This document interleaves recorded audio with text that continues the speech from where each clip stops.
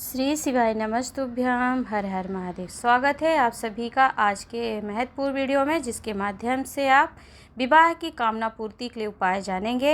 यदि आपके घर के लड़का लड़की का विवाह नहीं हो रहा और बहुत चिंता बहुत टेंशन में आप हैं और उनकी आयु जो है 40 साल हो गई है, 37 साल हो गई, 42 साल हो गए हैं और फिर भी विवाह के योग नहीं बन रहे हैं, तो 2 लोटे जल से समर्पित करने का उपाय आप जानेंगे कि 2 लोटे का जल किस विधि से किस नियम से आपको समर्पित करना है।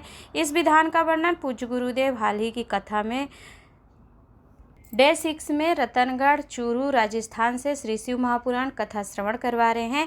उसमें वर्णन करते हुए श्री कुंदकेश्वर महादेव के स्मरण से 2 हाथों से 2 लोटे जल को समर्पित करने का उपाय विवाह की कामना पूर्ति के लिए वर्णन किया है। तो आइए उस उपाय को हम जानते हैं।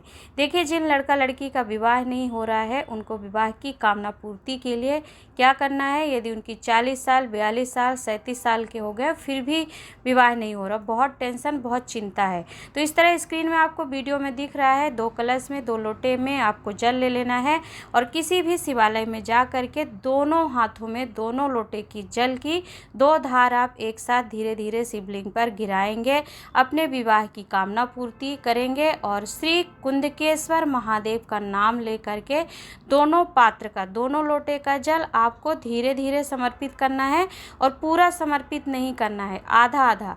एक लोटे का जल आधा समर्पित करना है, दूसरे लोटे का जल आधा समर्पित करना है और दोनों लोटे में आधा आधा जल आपको शिवलिंग पर समर्पित करके बचा लेना है। उस जल को बचा करके आपको किसी भी बेलपत्र वृक्ष के नीचे जाना है। स्क्रीन पर आपको 2 लोटे जल को किस प्रकार अपने दोनों हाथ में रखकर समर्पित करना है वीडियो में दिखाया है। इसी प्रकार आप जल समर्पित करिएगा और फिर उन दोनों कलश को जल को लेकर आप बेलपत्र वृक्ष के नीचे जाइएगा। अब बेलपत्र वृक्ष के नीचे जब आप पहुंच जाएंगे, स्क्रीन में आपको बेलपत्री का वृक्ष दिख रहा है, ठीक इसी प्रकार का आपको बड़ा वृक्ष मिले उसके नीचे ही जाइएगा और नहीं मिलता है, आसपास नहीं लगा हुआ है तो एक वृक्ष बेलपत्री का अवश्य लगाइएगा और छोटा ही वृक्ष मिल जाए तो फिर उसकी ही परिक्रमा आप करिएगा, परंतु कोशिश करना प्रयास करना है आपके आसपास ऐसे बेलपत्र का बड़ा वृक्ष हो। उसके नीचे अब यह दोनों कलश का जल लेकर आप जाएंगे। तो ये जो बेलपत्री का वृक्ष आपको दिख रहा है इसकी आप 7 परिक्रमा करेंगे। पहली परिक्रमा आप करेंगे और दोनों हाथ में जो कलश का जल लिया हुआ है बचा कर आप लाए हैं तो दोनों कलश की एक परिक्रमा लगाई और फिर रुके आप और दोनों कलश का जल थोड़ा सा आपने गिरा दिया, एक साथ दोनों की थोड़ी थोड़ी धार गिरनी चाहिए बेलपत्र वृक्ष की जड़ में।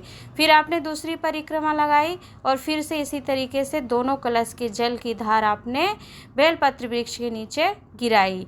तो ठीक इसी तरीके से आपको बेलपत्र वृक्ष की 7 परिक्रमा करनी है और साथ ही धार आपको दोनों लोटे के जल से गिरानी है और अपने विवाह की कामना करना है आपको और श्री कुंदकेश्वर महादेव का नाम स्मरण करके आप इस उपाय को करते हैं तो पूज्य गुरुदेव कहते हैं कि विवाह होता है यह निश्चित है, मात्र 3 महीने या 3.5 महीने लगते हैं और बाबा की कृपा होती है तो आपका 3 महीने के बाद विवाह पक्का हो ही जाता है। तो निश्चित है कि विवाह आपका होगा ही, चाहे कितने ही वर्ष क्यों नहीं हो और आप कितने ही टेंशन और चिंता में क्यों नहीं हो। तो अपनी टेंशन और चिंता से मुक्त होइए और विवाह की कामना पूर्ति के लिए यह उपाय एक बार अवश्य करिएगा, जिसका वर्णन अभी 11 से 17 अप्रैल 2025 की श्री शिव महापुराण कथा रतनगढ़ चूरू राजस्थान की कथा में पूज्य गुरुदेव ने वर्णन किया है। तो आशा करती हूँ कि यह वीडियो आपके लिए उपयोगी रही होगी, लाभप्रद लगी है तो वीडियो को लाइक करके शेयर कीजिएगा।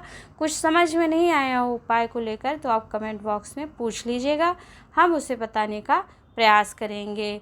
यदि चैनल में ऐसी ही वीडियो आप प्राप्त करना चाहते हैं तो चैनल को सब्सक्राइब करके जाइएगा। आज के लिए इतना ही, मिलूंगी नए उपाय नई जानकारी के साथ, तब तक के लिए हर हर महादेव, नमः शिवाय। ओम।